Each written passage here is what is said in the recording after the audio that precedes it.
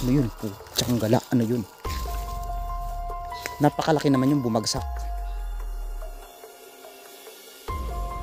Saan galing yun? Ay, ito yung butas na hinukay nila noong araw.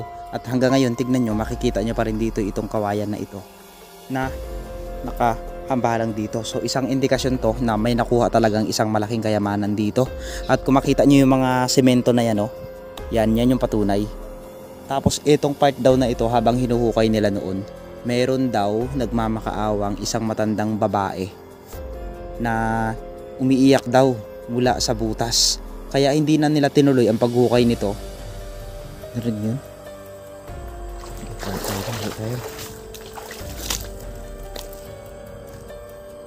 Grabe. Tignan yung mga kalayong baliti.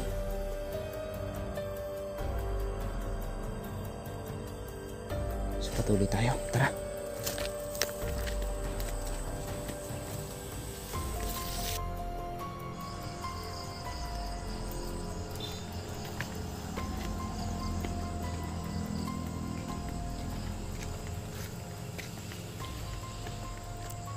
Sa hindi kalayuan ay matatanaw natin itong napakalawak na kagubatang ito.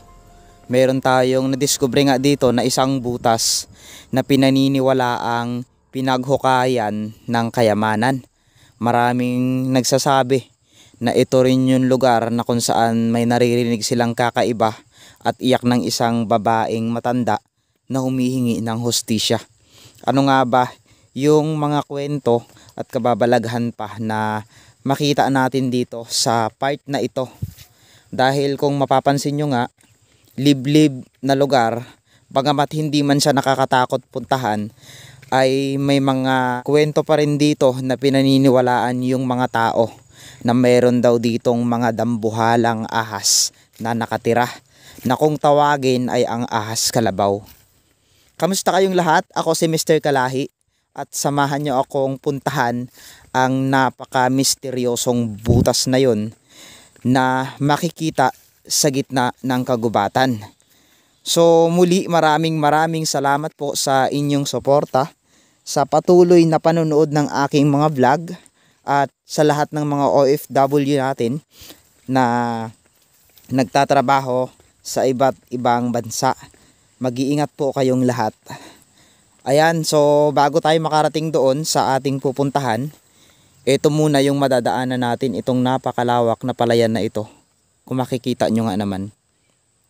Mayaman talaga ang Mindoro sa palay.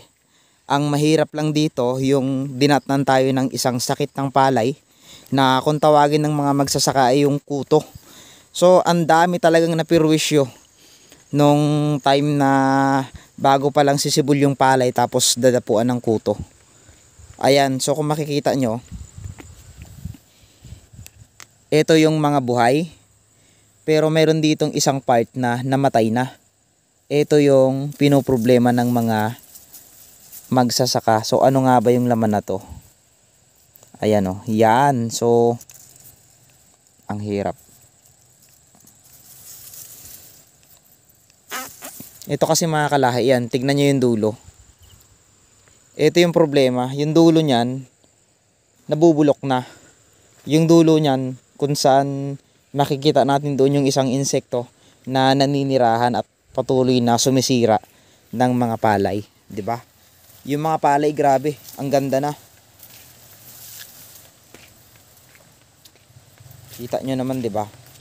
So yun mga kalahi, tara samahan nyo ako at pupuntahan na natin itong misteryosong butas na ito. Grabe yung mga palay mga kalahi, tignan nyo, mas malaki pa sa akin. Ayan o.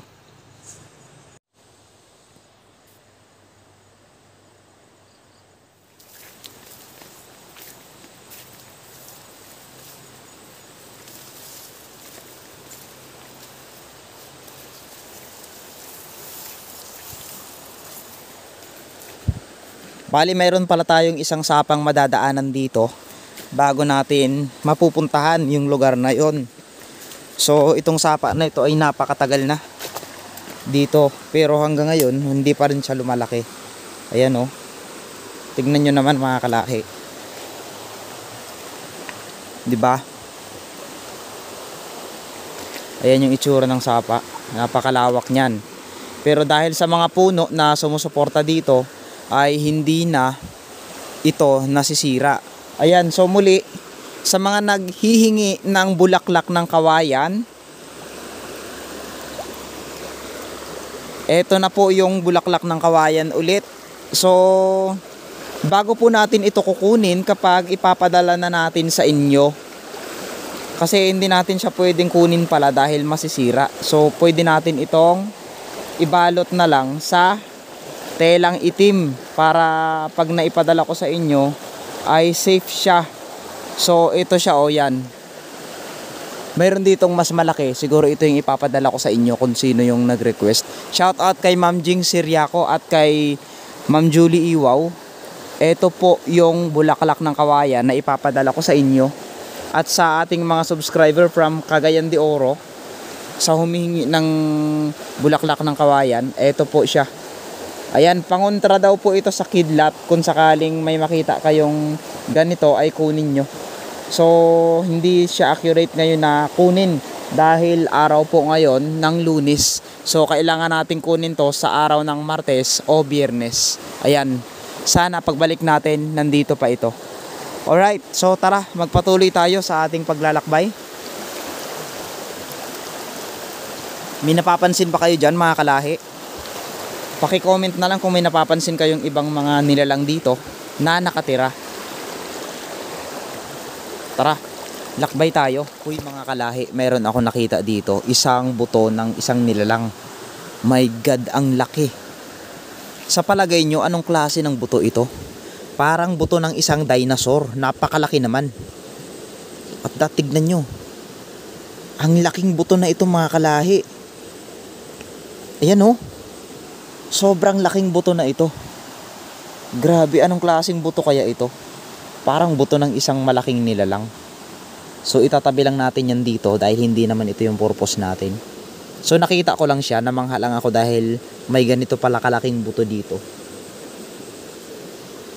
Alright, patuloy tayo. Ano pa kaya ang madidiscover natin sa pagpasok sa lugar na ito?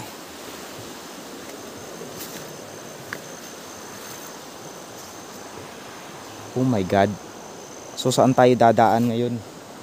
Parang wala nang daan mga kalahi. So mag-iikot tayo sa part na ito.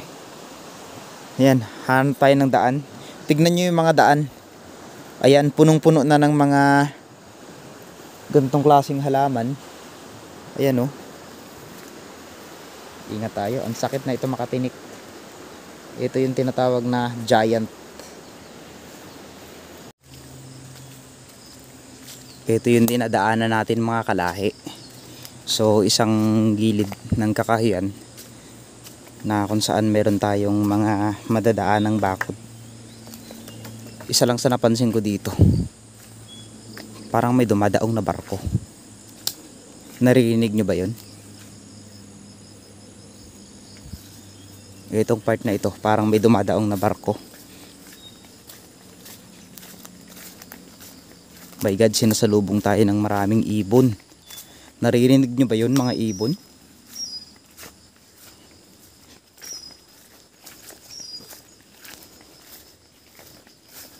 Sabi nila sa lugar na ito, mag-iingat daw yung mga taong pumupunta dahil may posibilidad na maliligaw sa part na ito. So yun, madalas tayong tumutuklas ng mga kakaibang bagay, pero ang iniingatan talaga natin yung mga creatures na nangliligaw sa gubat. Yun talaga yung number 1 ingatan natin. Kaya hindi ko na alam nga itong dinadaanan ko ngayon kung ito pa ba. Ano to?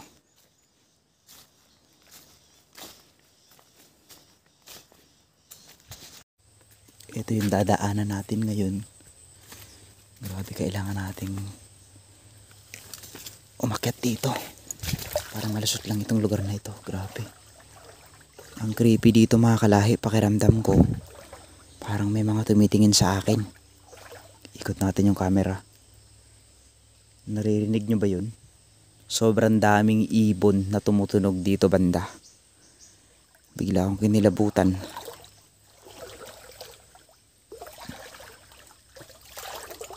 Ingat tayo dito kasi baka may mga malalaking ahas na nakaabang pala sa atin.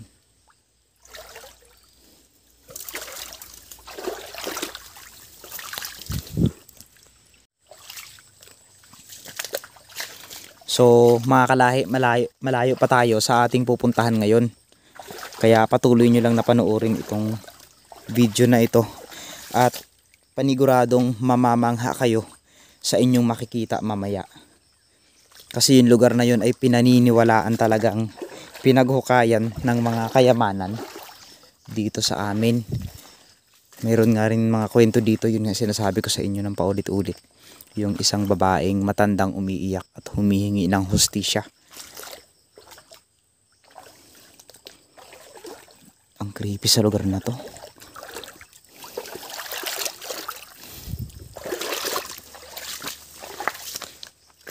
God, parang may mga babaeng nakaputi dito. Hindi ko alam kung parang lugar na ng kulto ang aking napasok. Pero patuloy tayo. Tignan nyo itong mga kalahi, yung baliti. Grabe. Kita nyo yan? Kita nyo yung baliti na yan? Grabe. Anong napapansin nyo dyan mga kalahi? God.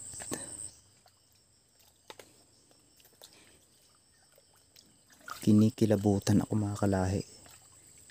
Tignan nyo kasi yung baliti. May tubig dito. Ayun, may tumutunog dito. Narinig yun? Hindi tayo. Grabe. Tignan nyo mga kalahi yung baliti.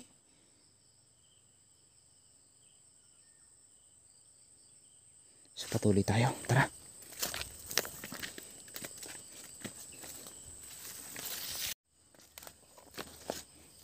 Mga kalahi, anong tawag ng gantong halaman sa inyo?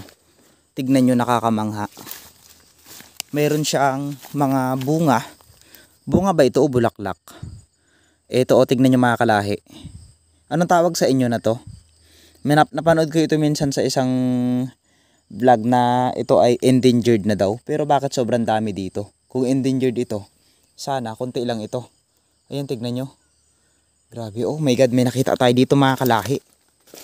Tignan nyo. Grabe, nakakamangha. Ayan oh. Kita nyo ba yan? Mga susumbaka po yan. Ito yung tinatawag sa amin na susumbaka. Pero bakit ang liliit? Kinakain po ito, hindi po ito lason. So try natin kumuha ng susumbaka. Kainin natin. Ayan. Sa mga viewers natin dyan at sa mga ngayon pa lang napanood ang video na ito, ano po ang tawag sa inyo ng prutas na ito? Ito nga ba ay nakakalason o ito nga ba ay kinakain? So maraming nagsasabi kasi na ito daw ay nakakalason. Pero depende yan sa paniniwala nyo. Ang tawag po sa amin na ito ay ang susumbaka. Sobrang dami po na ito sa amin lalo na ngayon.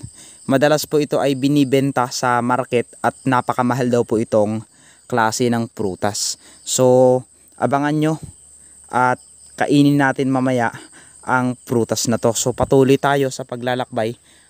Bago tayo makarating sa ating pupuntahan, mayroon tayong isang nakita dito. Grabe, ang laki na to. Ito ay diwata na nakatira dito. Huwag natin tong patayin dahil ito ay nakatira. Tignan nyo naman kung gaano kalaki ito mga kalahi. Tignan nyo naman kung gaano kalaki ito. Yan, grabing laki. Talangka siya na kulay dilaw. Nakakita na ba kayo ng talangka na kulay dilaw? Ayan. Masarap ba ito? Ano yun? Parang may gumagalaw. Ayan. Oh my God. Parang mga nagbabantay dito. Sa mga nakapanood ng vlog ko na ito, anong tawag sa inyo ng talangka na ito? Kulay dilaw siya, napakalaki. Tignan nyo. Wow, sulit. Pero ito ay hindi pwedeng hulihin. Kinakain ito kung mga maliliit pa, pero ito ay lalaki. ito ay isa sa mga nagbabantay dito sa lugar na ito. So parang naligaw na tayo mga kalahi, pero patuloy pa rin tayo. Grabe. Hala, may napansin tayo dito mga kalahi. Anong tawag dito? Para siyang marijuana. Ayan, tignan nyo yung kanyang dahon. Anong prutas ito mga kalahi? Tignan nyo, kinakain ba to? May nakita ulit tayo dito. Kung kanina nakita tayo ng susong baka, dito naman sa part na ito nakakita tayo ng isang prutas. Kulay pula din ang kanyang bunga. Sa palagay nyo mga kalahi, anong klase ng prutas to? So ipakita ko sa inyo yung kanyang dahon. Ayan, para siyang lagundi. Pero kung makikita nyo yung mga bunga niya, kulay pula. Sa hindi kalayuan ay matatanaw na natin itong malalawak na taniman ng mahogani dito. Isa lang sa mga napansin ko dito ay bakit namatay ang mga damo na dating nakatanim sa mga lugar na yan or nabuhay. Grabe, tignan nyo mga kalahi. Napakalawak po ito, halos 1 hektarya yata ang taniman ng mahogani ito. So yun, masisilayan ulit natin yung pinaniniwalaang butas na umiiyak dito sa gitna ng kabundukan. Bago tayo makarating doon sa ating pupuntahan, napakalaking bato muna ang ating makikita dito. Grabe oh, tignan nyo. Ito ay banggak. Inuulam po ito. Natry ko na rin tong ulamin. Banggak po ang tawag dito. So sa inyong lugar, anong tawag sa inyo? Yan. So tinatawag din ito sa English na elephant plant. Yun yung pagkakaalam ko. Pero ewan ko na sa inyo kung anong tawag pa sa inyo. Syempre iba-iba tayo ng lingwahe, no? Sa mga Tagalog, Bisaya, Ilocano, iba-iba tayo.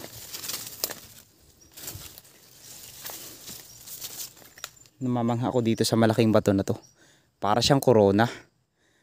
Yan oh, parang corona. Ano yun? May sumigaw dito.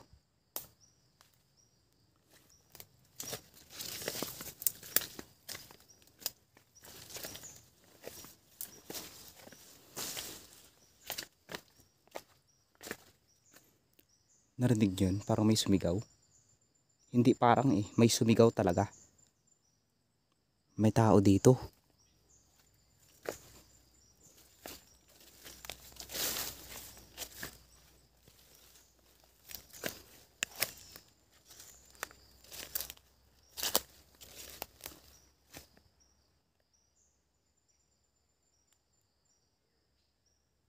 Sige, hayaan na lang natin yung mga kalahi kung ano man yung narinig natin. Baka siguro may mga taong hindi tayo nakikita dito o yung mga nakatira dito, yung mga engkanto. Kasi sa lugar na ito, marami kasing mga creatures na nakatira, lalo sa malamig na lugar, kapunuan, at makikita nyo nga. So dahan-dahan lang tayo dahil may mga parte dito na hindi natin alam. Baka sa sobrang paglalakad natin ay mga dambuhalang ahas na pala ang ating nakikita na nagkukumuflage lang o nagtatago dito sa mga dahon na ito. Yan. Napansin nyo ang lugar na ito? Napakatahimik, napakapayapa. Ito yung sinasabi ko sa inyo na parang ang sarap tumambay dito. Maglagay lang kayo ng duyan, ng tent, so mapifeel nyo na yung nature. Ibang klase kasi dito mga kalahi. Pero syempre sa ganda ng lugar na ito ay nakapaloob tayo sa mga kwentong kababalaghan na nababalitaan natin sa lugar na ito. Safe siya napuntahan, pero magpaalam muna tayo sa nagmamay-ari ng lugar na ito. Naantala yung ating pagsasalita kasi isang sigaw ang nakita ko dito, narinig ko dito.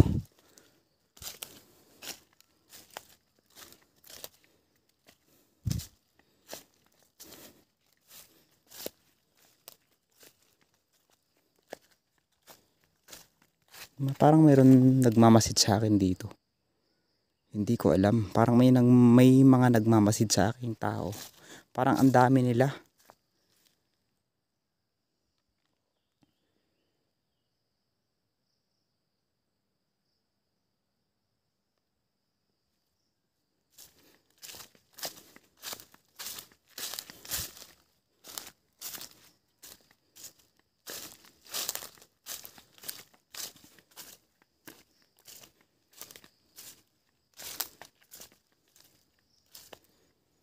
Grabe mga kalay, kinikilabutan ako sa part na to. Iba yung pakiramdam. Parang bawat kilos ko mayroong tumitingin sa akin. Tapos pakiramdam ko as in tumatayuan yung mga balahibo ko. Tumatayuan talaga yung mga balahibo ko.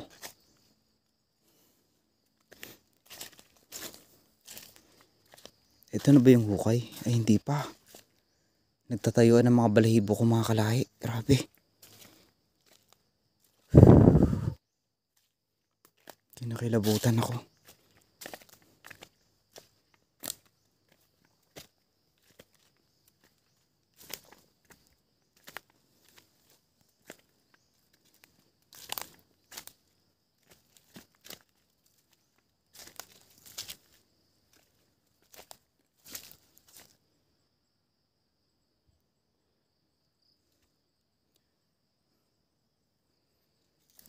So, malapit na tayo.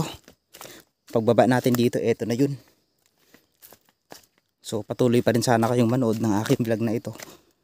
Ano to? May mutya tayong nakita mga kalahi.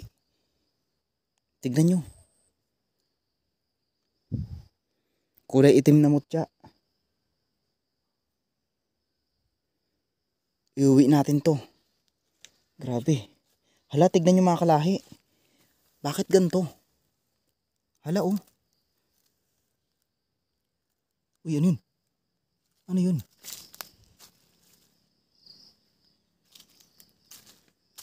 Parang dito na nakatira yung mga dambuhalang ahas sa butas na to. Ano yun? Grabe. Nakakailang naman. Ibang klase yung pakiramdam dito. Ibang klase yung ambience ng lugar ngayon. Tingnan natin. My God, may tubig pa rin mga kalahi. May tubig pa rin. Pero anong nilalang kaya ang nakatira dito? Oh my God. Tingnan nyo. Kita nyo yun? Kita nyo ba yun? God. Ano yun?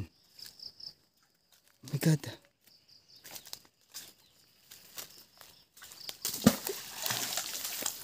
Ano yun? Putsang gala. Ano yun? Napakalaki naman yung bumagsak. Saan galing yun? Ay putik. Kakilabot mga kalahi. Tignan nyo. Ano yun? Ano yun?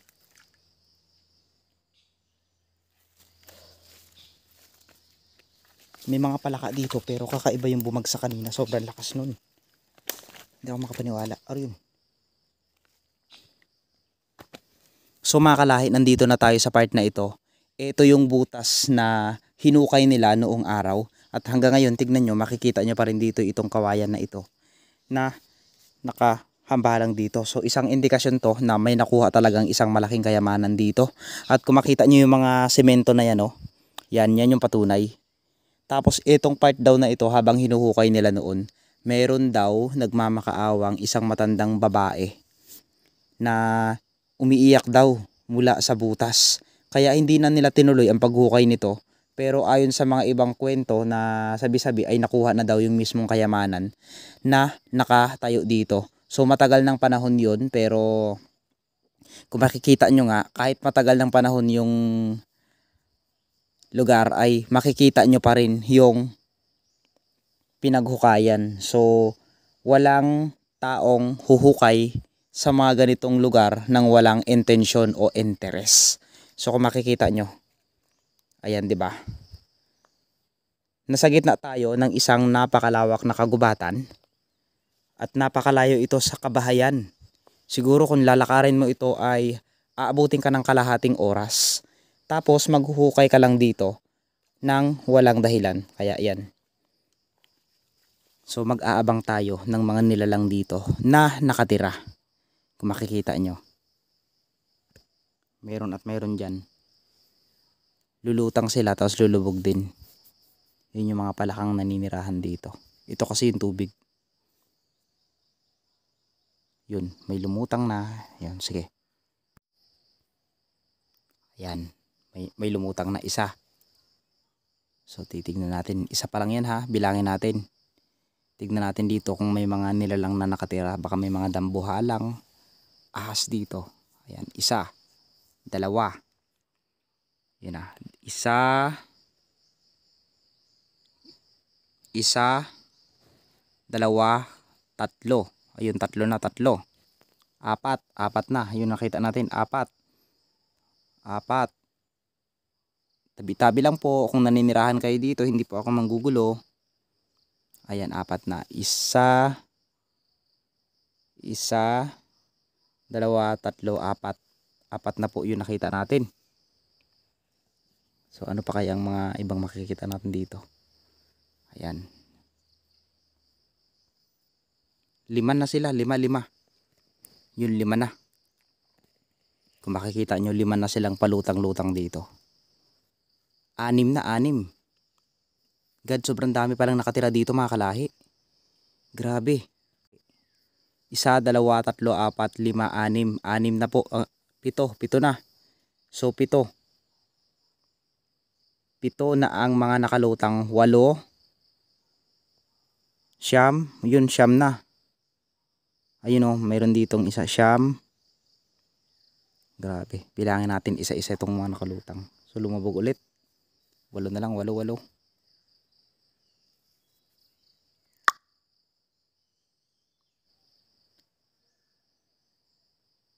Tabi-tabi lang po. Ito ay mga natural na nanirahan dito. 13. Grabe. 14. Grabe.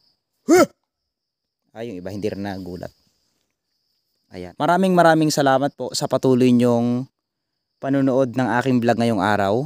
Muli, ako si Mr. Kalahi at nagpapasalamat po ako sa inyo sa patuloy nyong suporta sa anmang akong dako ng Mindoro naglalakbay ngayon.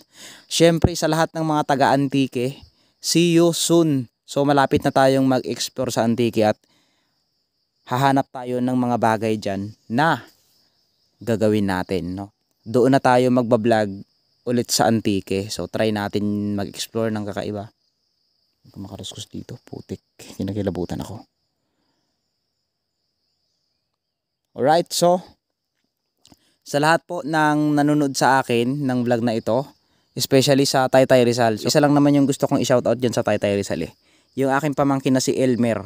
Siya yung talagang full support sa lahat ng mga ginagawa ko. Simula na nag-start ako, ay talaga namang siya yung naging dahilan. Siya yung naging dahilan ng aking mga success. Mag-iingat kayong lahat and God bless po.